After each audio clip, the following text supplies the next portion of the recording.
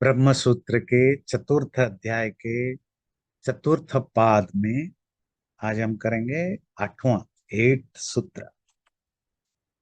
शुरू के जो सूत्र हमने किया था 1 से लेकर 7 तक, ब्रह्म को प्राप्त कर लेने पर अर्थात मुक्ति की अवस्था में आत्मा किस अवस्था में रहता है, किस स्टेट में रहता है। वो है कि वो मुक्त तो होता है और स्वरूप में अपना जो ओरिजिनल उसका जो नेचुरल फॉर्म है उसी फॉर्म में वो रहता है। और उससे रिलेटेड कुछ क्वेश्चन आंसर रहे, कुछ जो कन्फ्लिक्टिंग स्टेटमेंट है, एक दूसरे से विरोध दिखने वाले उपनिषद के वाक्य हैं, उनको सिंक्रोनाइज किया। तो इस तरह के चर्च थी। आज की जो टॉपिक है, आत्मा वहां मुक्ति अवस्था में क्या करता है, आनंद भोगता है। और उपनिषदों में आता है ऐश्वर्यों को भोगता है, is enjoying all type of prosperity. Prosperity जो मैटेरियल वे में नहीं, जो ब्लिस है ना, सुप्रीम ब्लिस, सोवरेनिटी ना, सार्वभौम सत्ता, ये सब भोगता है। पर अगर ये भोगता है, कैसे भोगता है? क्या सेंसेस वहां होते हैं उसके द्वारा भोगता है, या क्या ऐसी चीजें हैं, क्या मोडलिटी है जिसके द्वारा आत्मा, जब आप कहते हैं भोगना, तो भोगना मतलब कोई इंद्रिय के द्वारा ही भोगा जा सकता है, माइंड के द्वारा।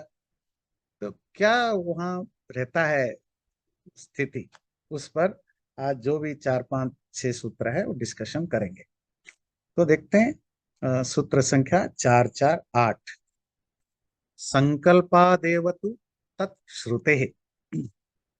संकल्प से ही भोगता है, ऐसा श्रुति में कहा गया है। एव एव इंटरेस्टिंग है, ओनली, अर्थात आत्मा वहां अपने संकल्प मात्र से ही जो भी ऐश्वर्य, ऐश्वर्य का यहाँ सिर्फ मतलब है आनंद, आनंद को भोगता है।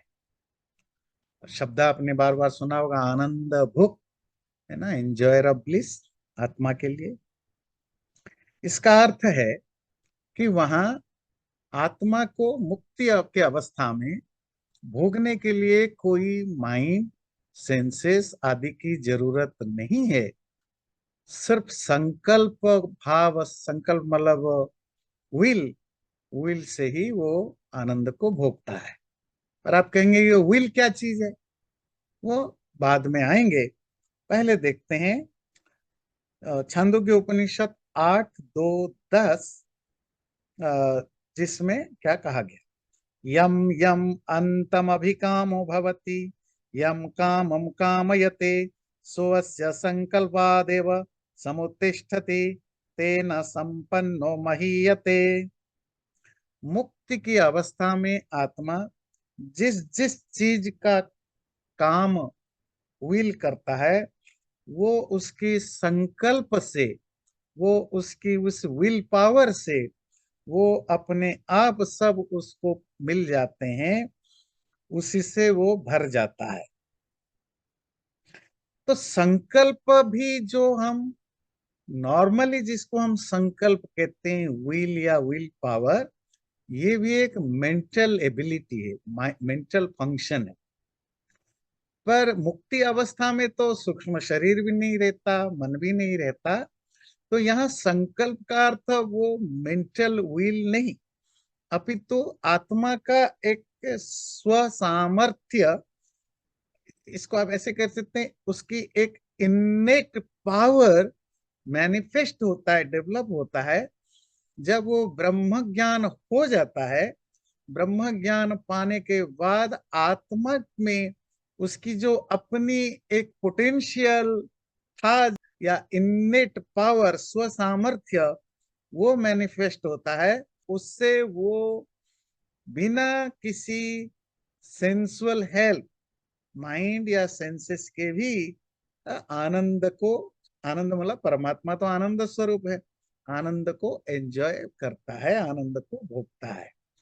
और वो जो उसकी वो जो संकल्प शब्द है, वो सिर्फ और सिर्फ उस आत्मा की, उसकी जो वो इन्नेट पावर या इनहेरेंट पावर या स्व सामर्थ्य है, उसी को ही इंडिकेट करता है, न कि कोई वो इच्छा करता है मैं ऐसा करूं। इच्छा करने के लिए माइंड चाहिए, इट्स बिकॉज इच्छा करना is a function of mind, तो वहां माइंड नहीं होता। पर इसको उपनिषदों में मेटाफोरिकली इस तरह के यूज होता है। जैसे और एक एग्जांपल देते हैं, शतपथ ब्राह्मण 14:4-2-17, ये ब्राह्मण है, उपनिषद नहीं। उसमें आता है वदन वाक् पश्यन् चक्षुः शृण्वन् श्रोत्रम मन्वानो मनः डट डट डट, और भी बहुत सारा है। अर्थात उस स्टेज में मुक्त आत्मा, वही आत्मा कान बन जाता है सुनते हुए, देखते हुए आंख बन जाता है, समझते हुए विजडम बन जाता है। तो इस तरह के उपनिषदों में स्टेटमेंट्स आते हैं। पर इससे कंफ्यूज्ड नहीं होने का, क्योंकि इसका बिल्कुल ये अर्थ नहीं है कि उस समय आत्मा ही कान के रूप में कन्वर्ट होता है या आत्मा का कान आ जाता है, नहीं। इसका सिंपल मीनिंग है कि आत्मा, जो अगले सूत्र में पढ़ेंगे, स्वराट होता है, उसके अंदर वो सोवरेनिटी आ जाती है कि अब उसको बिना किसी तरह के इंस्ट्रूमेंटल हेल्प के वो अपनी चीजें करता है। अब कहेंगे क्या यह संभव है? फिर आपको परमात्मा वाला स्ट्रक्चर देखना पड़ेगा। परमात्मा क्या चीज है? वो भी चेतन ही तो है। पर हम ये मानते हैं कि नहीं, मतलब हम, मतलब हमारे शास्त्र भी मानते हैं, लॉजिकली भी, और हम आस करते हैं क्या, परमात्मा सृष्टि बनाता है, सृष्टि पालन करता है, संहार करता है। हर परमात्मा के लिए उपनिषदों में भरा पड़ा है क्या, सो काम यत, कि उसने चाहा सृष्टि करूं, और उसने सृष्टि की, उसने सूरज को बनाया। अब इसका क्या मतलब है, कोई हाथ पैर है बनाया? नहीं।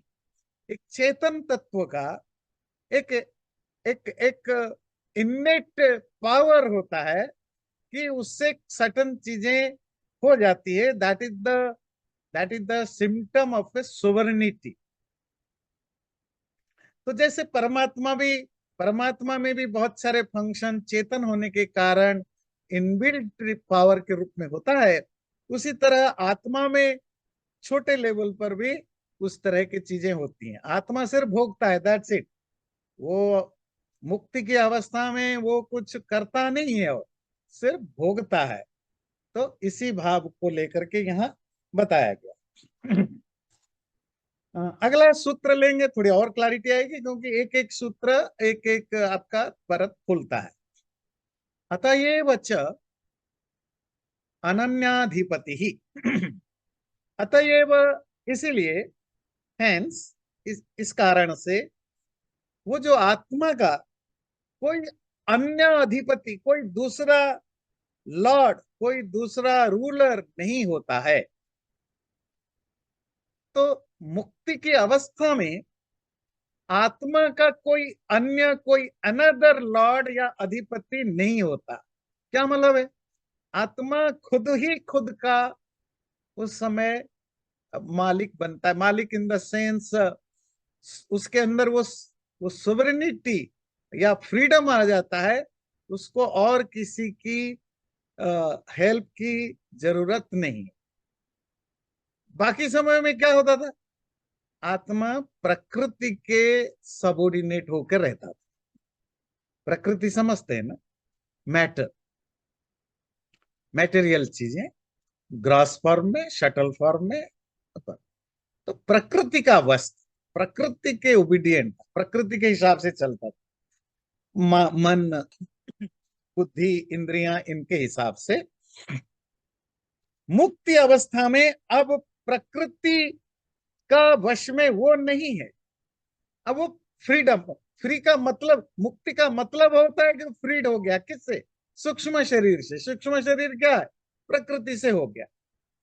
इसीलिए उसको उपनिषदों में आत्मा के लिए जो शब्द यूज होता है, मुक्ति मुक्तात्मा के लिए स्वराट। स्वराट का मतलब होता है सेल्फ रूलर, जो खुद ही रूल करता है। No one else rules him. आपको कुछ उदाहरण देते हैं, यहां से लेंगे। वैसे तो वो बहुत सारा डिस्कशन है। स वा एष, स वा एष एवं पश्यन् एवं मन्वान एवं विजानन् आत्मरति आत्मक्रीड आत्ममिथुन आत्मानंद स स्वराड भवति।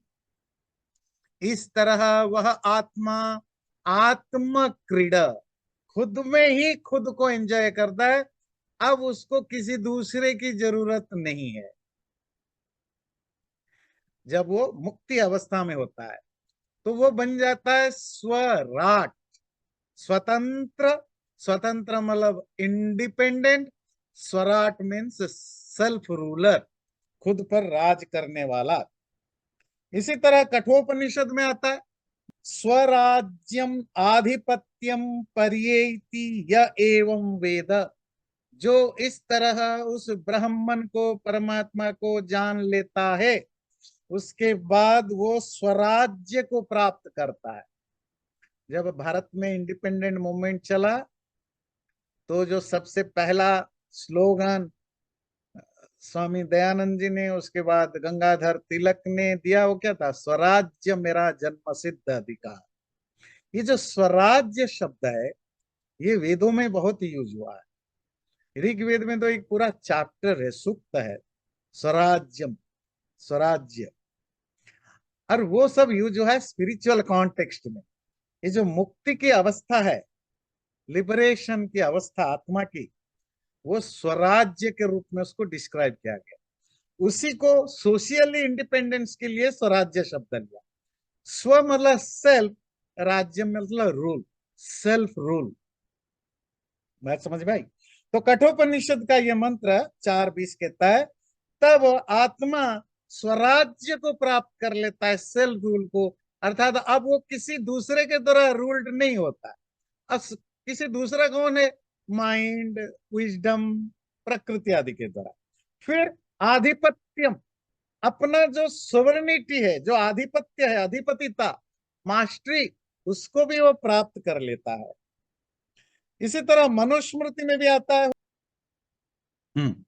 1291, 1291, सर्वभूतेषु चात्मानं सर्वभूतानि चात्मनि समं पश्यन् आत्मयाजी स्वराज्यम अधिगच्छति।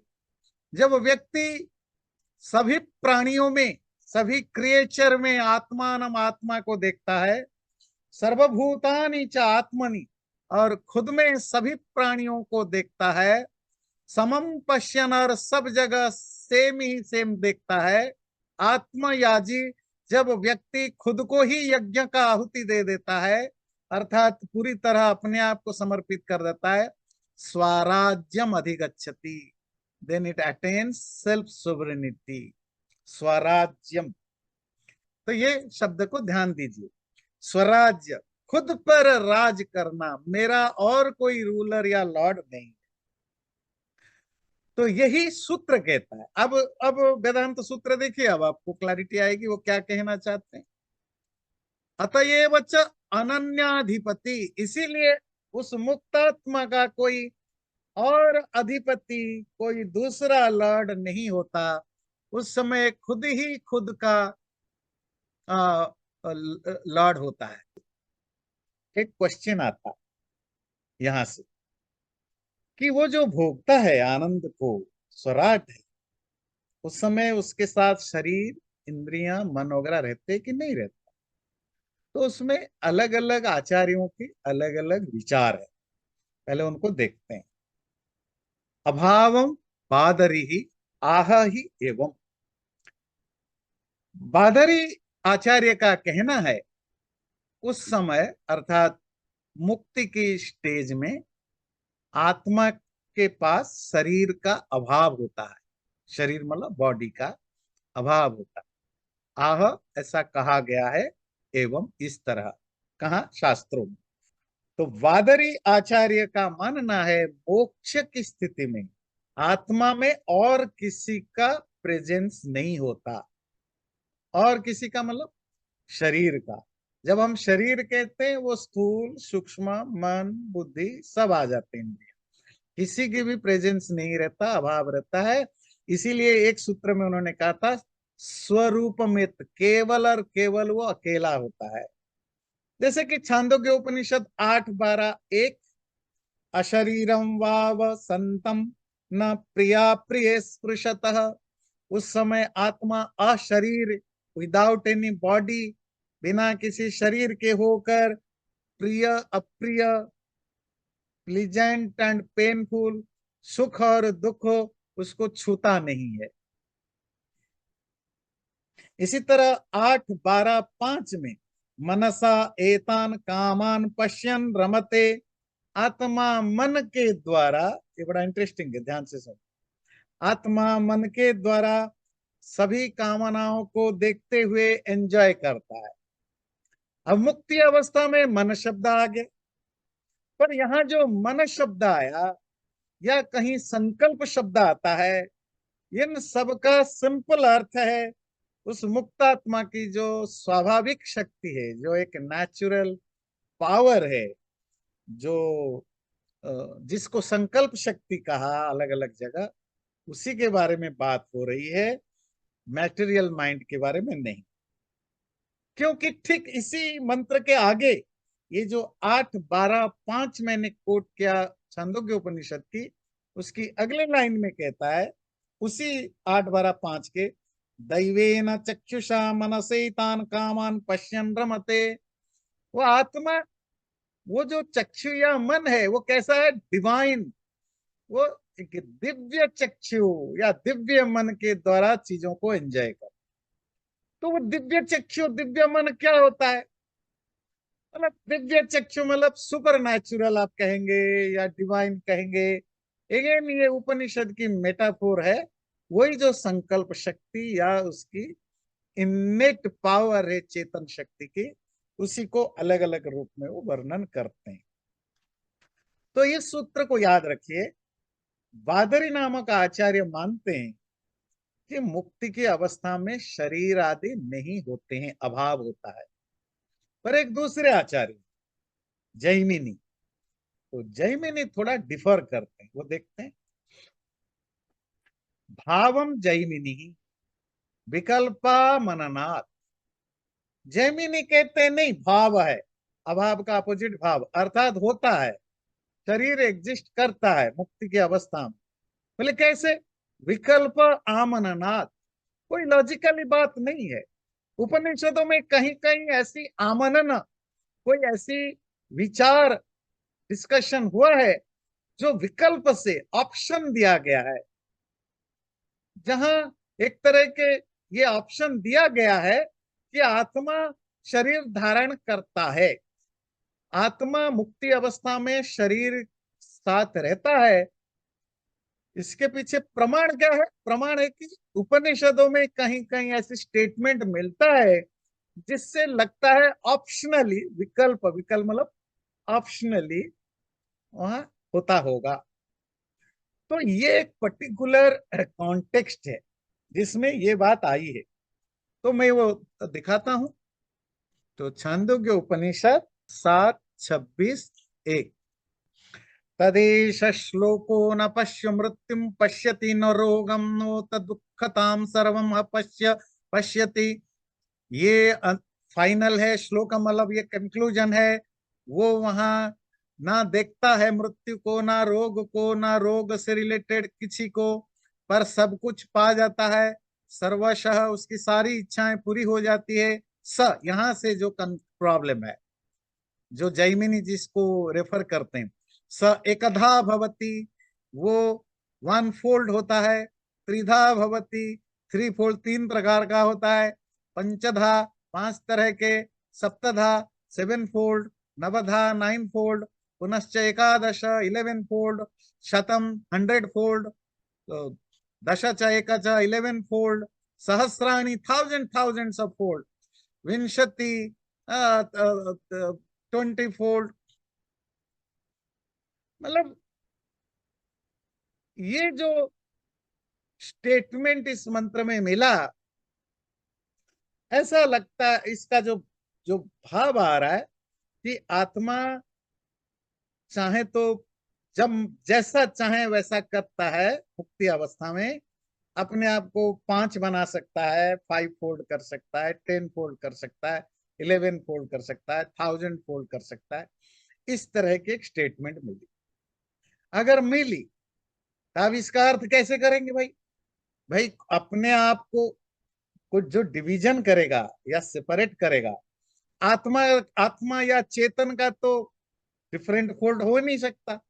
अगर कोई एक चीज को आप 10 कर सकते हो तो सिर्फ कोई मैटेरियल चीजें होगा, और मैटेरियल चीजें होगा तो वो शरीर होगा, बॉडी हो सकता है।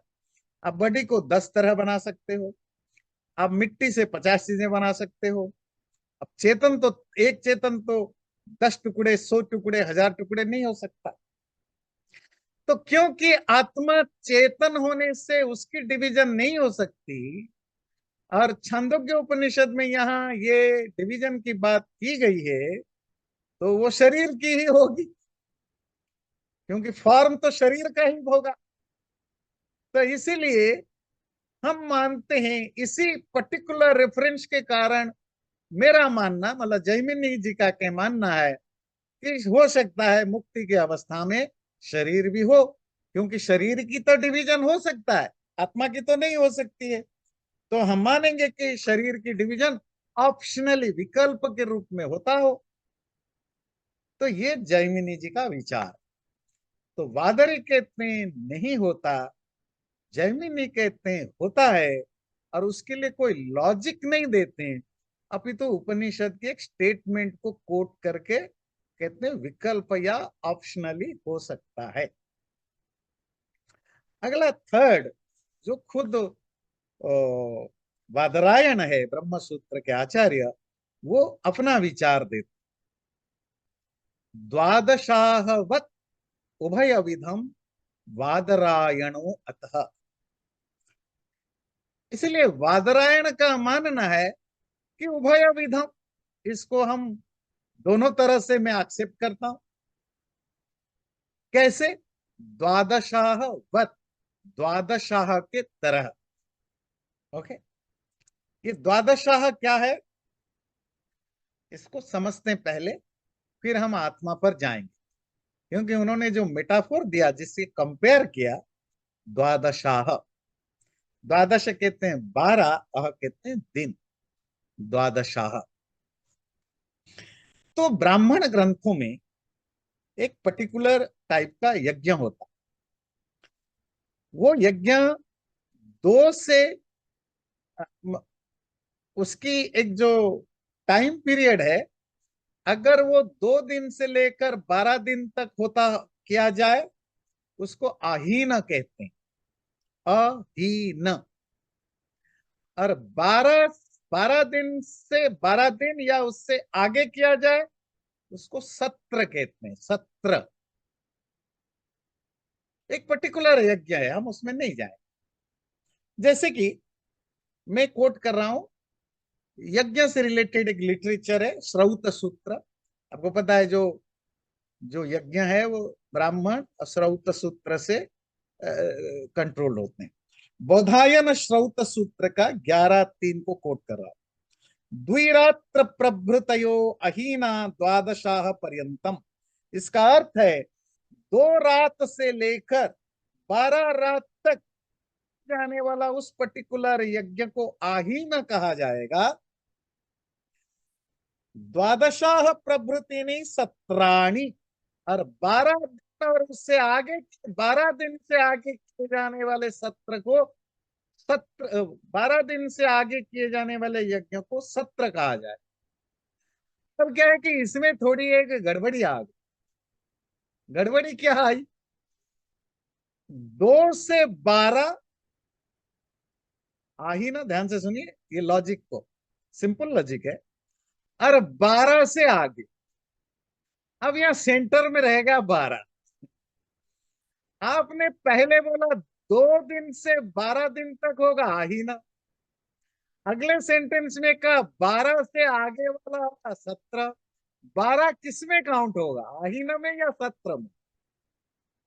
क्योंकि आपने शुरू में कहा 2 से 12, तो आपको बोलना चाहिए था 13 से आगे, पर आपने कहा 12, 12 से आगे। तो कभी कभी ये कंफ्यूजन होता है। इसकी दो अर्थ है कि 12 से आगे मतलब 13 से भी अर्थ हो सकता है, पर कुछ आचार्यों ने अर्थ कहा, ऐसा क्यों अर्थ करेंगे, 13 से होता तो वो 13 ही लिखता, उन्होंने 12 लिखा मतलब 12 एंड फर्दर होगा। तो इसको कंक्लूड किया गया कि अच्छा, 2 से 11 तक तो आहीन है, 13 से आगे 17 है, 12 जो है उसको आहीन भी कह लो, 17 भी कह लो। इसके लिए मैं कोट कर रहा हूं, कात्यायन श्रौत सूत्र 12.1.4, द्वादशाह, आह कहते हैं दिन, द्वादश कहते हैं 12, 12 दिन तक चलने वाला जो यज्ञ है 17 महीनाश्च, उसको आप 17 भी कह लो। क्योंकि अब अगर किसी आचार्य ने उसको ऐसे लिखा है और उसके इंटरप्रिटेशन में प्रॉब्लम आ रहा है, हम 12 को अहीन में काउंट करे या 17 में काउंट करे, तो ऐसा करो 17 को, 12 दिन को 17 भी मान लो, अहीन भी मान लो। तो द्वादशाह को उन्होंने दोनों तरफ से काउंट कर दिया। बात क्लियर हुई? एक स्टेटमेंट ऐसा था जिसको आ, आगे जाकर जो इंटरप्रिटेशन करने वाले आचार्यों ने दो तरह से इंटरप्रेट किया, तो सल्यूशन निकाला गया कि भाई झगड़ने की बात नहीं, हम दोनों ही मान लेते, ये आहीन भी बोल दो, सत्र भी। बोले इसी तरह बादरायण का कहना है, आत्मा को आप दोनों मान लो कि आत्मा के पास शरीर नहीं है मुक्ति अवस्था में, पर वो भोगता है, भोग मतलब आनंद को भोगता है, और भोग शरीर के बिना नहीं हो सकता। इसीलिए जैमिनी जी को ये क्वेश्चन उठाना पड़ा। तो हम क्या करेंगे, वो अशरीर भी है, भोगी भी है, शरीर ही कहीं नहीं। देखिए किसी भी उपनिषद में आत्मा को शरीर वाला की अवस्था में एक भी डायरेक्ट रेफरेंस नहीं है।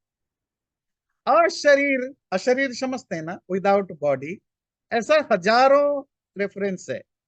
बस एक एक इंटरप्रिटेशन की प्रॉब्लम के कारण बात आती है कि वो भोगता है, तो बिना शरीर के कैसे भोग।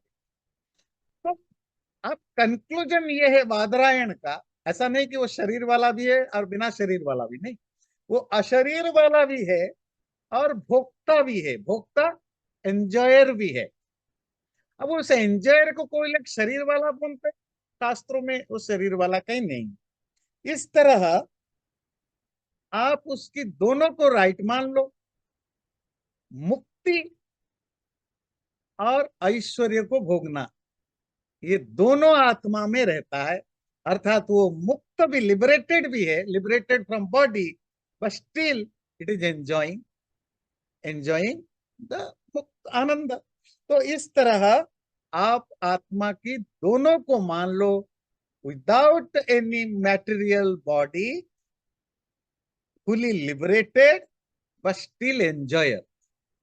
रिमेंबर, जो एंजॉइंग पार्ट है, भोग, ये शरीर होने का आभास देता है, और वही कन्फ्लिक्ट का जोन है, पर वो शरीर बिना भी भोगता है। दोनों को एक्सेप्ट करो। अगला सूत्र है, तन्व भावे संध्यवत उपपत्ति है। तनु कहते हैं बॉडी, शरीर, अभाव कहते हैं एब्सेंस। तनु के अभाव होने पर, शरीर के ना होने पर भी आत्मा भोगता है। कैसे? संध्यवत, ट्विलाइट के तरह, उपपत्ति है, रिजनेबली है, रिजनेबली कह सकते हैं। शरीर के अभाव होने पर भी आत्मा भोगता है। अब क्वेश्चन आया, आप कह रहे हो वो अशरीर है, विदाउट बॉडी है, तनु का, शरीर का अभाव है, और भोगता है। अब ये दोनों समझना थोड़ा मुश्किल हो रहा है अभी भी, है ना, कंफ्यूजन पैदा करता है, क्योंकि भोग तो चेतन नहीं कर सकता। तो बादरायण एक एग्जाम्पल दे रहे, मेटाफोर, संध्यावत। संध्या कहते हैं ट्विलाइट, अर्थात कंजंक्शन पीरियड, ट्रांजिशन पीरियड। यहां संध्या से मतलब है स्वप्नावस्था, द स्टेट ऑफ ड्रीम, इसी को संध्या कहा। क्योंकि स्वप्न भी, ड्रीम भी संध्या होता है, ट्रांजिशन पीरियड होता है। किससे? आपको पता है तीन अवस्था, जागृत, जगा हुआ, फिर स्वप्न, हाफ हाफ स्लीपिंग, और सुषुप्ति, गाढ़ नींद। तो जागे हुए में तो इंद्रियां, मन सब फंक्शन करते हैं, सुषुप्ति में ये फंक्शन नहीं करते। स्वप्न क्या है? वो जो जगे हुए स्टेट से, अवेकनिंग स्टेट से डीप स्लीप की और जो ट्रांजिशन है, वो ट्रांजिशन पीरियड को ही तो आप स्वप्न कहते हैं ना। मतलब नींद आ रही है, पर अभी भी जिसको कहते हैं कच्ची नींद है, हल्के से आवाज पर उठ जाते हैं, सपना तभी होता है। इसीलिए स्वप्न को संधि कहा गया। समझ में आया ना स्वप्न को क्यों संधि कहा? क्योंकि ट्रांजिशन है। संधि का मतलब होता है यूनियन। यूनियन, जैसे सुबह और शाम, दिन से रात की ओर जब ट्रांजिशन होता है तो आप इसको शाम कहते हो, दैट इज ऑल्सो संध्या। और रात से दिन की ओर जब जाता है तो दोनों की मीटिंग पॉइंट है, उसको भी संध्या कहते हैं, जिसको आप सुबह कहते हो। इसी तरह वेकिंग स्टेट या जागृत अवस्था से डीप स्लीप या जो सुषुप्ति अवस्था की ओर जो यात्रा है, जो ट्रांजिशन है, वो जो मीटिंग पॉइंट है, उसी को स्वप्न या ड्रीम स्टेट कहते हैं। ये उदाहरण क्या दे रहे हैं कि जैसे स्वप्न अवस्था में भोगा जाता है, वैसे आत्मा मुक्ति अवस्था में भोगता है। स्वप्न अवस्था में कैसे भोगता है? भोगने के लिए क्या चाहिए? इंद्रियों की जरूरत, सेंसेस। स्वप्न अवस्था में सेंसेस काम नहीं करते तो भी आत्मा भोगता है। पर स्वप्न की अवस्था में इंटरनल ऑर्गन, मतलब अंतःकरण अर्थात मन फंक्शन करता है, सिर्फ एक्सटर्नल ऑर्गन या इंद्रियां काम नहीं करती। जैसे स्वप्न अवस्था में इंद्रियों के बिना भोगा जा सकता है, इसी तरह मोक्ष दिशा में इंद्रिय और मन के बिना भी भोगा जा सकता है। स्वप्नावस्था में मन होता है, इंद्रियां नहीं होती। तो अगर एक स्टेट पर बिना इंद्रियों के भोगा जा सकता है, दूसरे स्टेट में बिना इंद्रिय और मन के भी भोगा जा सकता है। तो यही कह रहे, संधि, संध्यवत, संधि काल की तरह स्वप्न या ड्रीम स्टेट में, जैसे without help, taking help of body organs, जैसे मनुष्य भोगता है, स्वप्न भोगता है, इसी तरह मुक्ति की अवस्था में बिना किसी शरीर, इंद्रिय और मन की सहयोग से ब्रह्म की अनुभूति के कारण जो आत्मा में छुपा हुआ उसका एक इन्नेट पावर था, स्वसामर्थ्य, जिसको संकल्प शक्ति, स्वसामर्थ्य कहते हैं, वो ब्रह्म अनुभूति के बाद मैनिफेस्ट होता है। वही वही आत्म शक्ति या संकल्प शक्ति के द्वारा ही आत्मा मुक्ति अवस्था में आनंद को भोगता है, जैसे स्वप्न अवस्था में इंद्रियों के बिना भी आदमी भोग सकता है। तो यहाँ जो तनु शब्द दिया, बॉडी, यहाँ बॉडी मतलब सिर्फ बॉडी नहीं, मतलब फिजिकल बॉडी, सटल बॉडी, स्थूल शरीर, सूक्ष्म शरीर, मन, इंद्रिया, सब कुछ उसमें इंक्लूडेड है। चैनल को सब्सक्राइब जरूर करें और वीडियो अच्छा लगे लाइक भी जरूर करें।